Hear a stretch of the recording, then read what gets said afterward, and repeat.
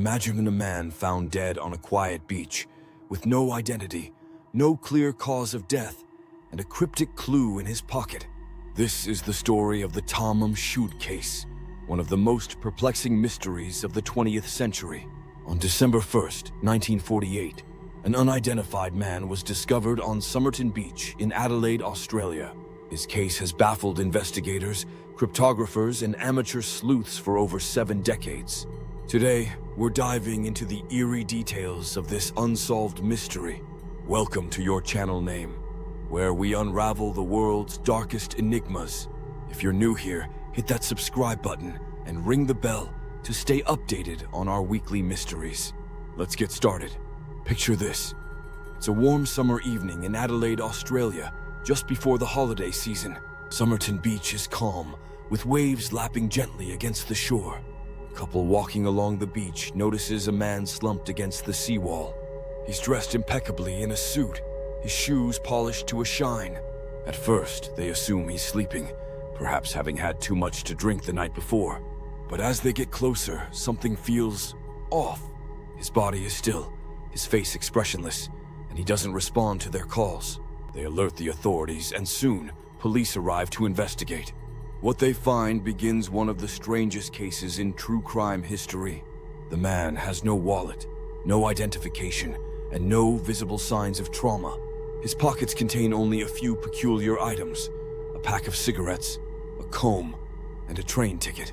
But one item stands out: a tiny scrap of paper rolled tightly into a hidden pocket. The police carefully unroll the paper, revealing 2 words: Tamam Shud. These words, meaning ended or finished in Persian, come from a book called The Rubaiyat of Omar Khayyam. This 11th century poetry collection is known for its themes of life, death, and fleeting pleasures.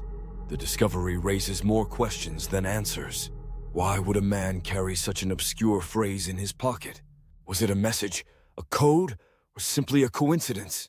Investigators soon tracked down the exact copy of the Rubaiyat from which the paper was torn.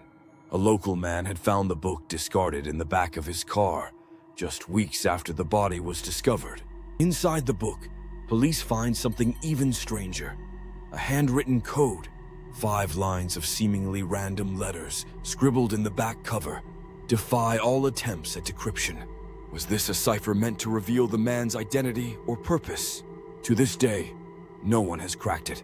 The book also contains a phone number, leading police to a woman named Jessica Thompson.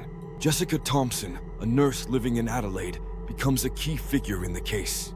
She claims to have no connection to the dead man, but her behavior raises suspicions.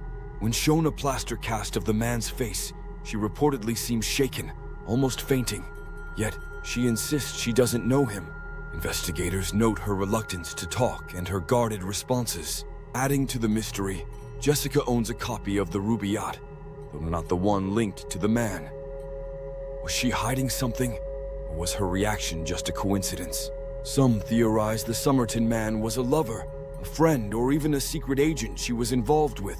Jessica's son, born around the time of the case, later becomes a point of interest. His rare physical traits, like unusual ear shapes, match those of the Somerton man. Could he have been the man's child? Jessica takes her secrets to the grave, passing away in 2007 without clarifying her role. The autopsy of the Somerton man deepens the mystery. No obvious cause of death is found. No wounds, no signs of struggle. However, the coroner notes an enlarged spleen and signs of possible poisoning. Traces of a substance, possibly a rare poison like digitalis, are suspected but never confirmed. The man's physique is striking, athletic, with well-developed calf muscles, like a dancer or runner. His teeth and fingerprints yield no matches in any database. His clothes, though high quality, have all their labels removed, as if to erase his identity. This detail sparks theories of espionage. Was he a Soviet spy, a double agent, or a defector caught in the early Cold War? The timing, 1948, amid rising global tensions, makes this theory plausible.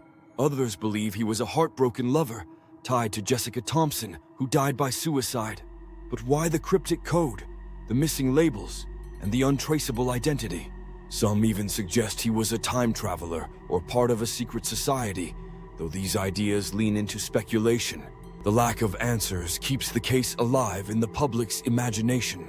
Over the decades, the Tamam Shud case has drawn countless investigators. Cryptographers, including military codebreakers, have tried to decipher the mysterious code. Despite advanced techniques, the 5 lines of letters remain unsolved. In 2009, researchers at the University of Adelaide took a fresh look at the case. They analyzed the man's hair for isotopic clues, hoping to trace his origins.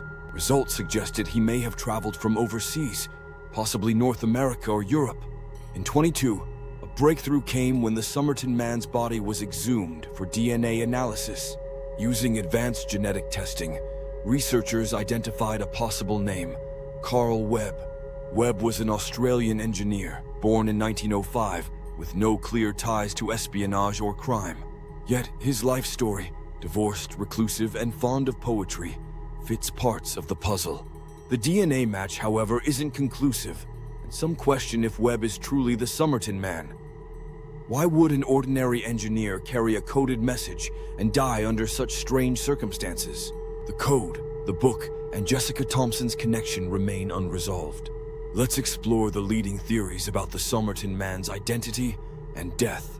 The espionage theory suggests he was a spy, possibly betrayed or poisoned by enemies. The Cold War was heating up, and Australia was a strategic location for intelligence operations. The removed clothing labels and untraceable identity support this idea. Another theory points to a tragic love story with Jessica Thompson. Perhaps he was her secret lover, and his death was a suicide or a murder tied to their relationship. The Tamam Shud phrase, meaning ended, could symbolize a final farewell. A third theory proposes he was a black market operative involved in illicit trade. His polished appearance and cryptic items might point to a life of secrecy. Some even wonder if the code was a personal cipher, unrelated to espionage, perhaps a private journal. Without a cracked code or clear motive, all theories remain speculative. The Tamam Shud case remains one of the world's most enduring mysteries.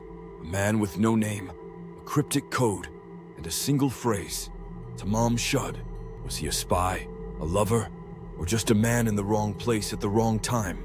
Despite modern DNA breakthroughs, the full truth may never be known.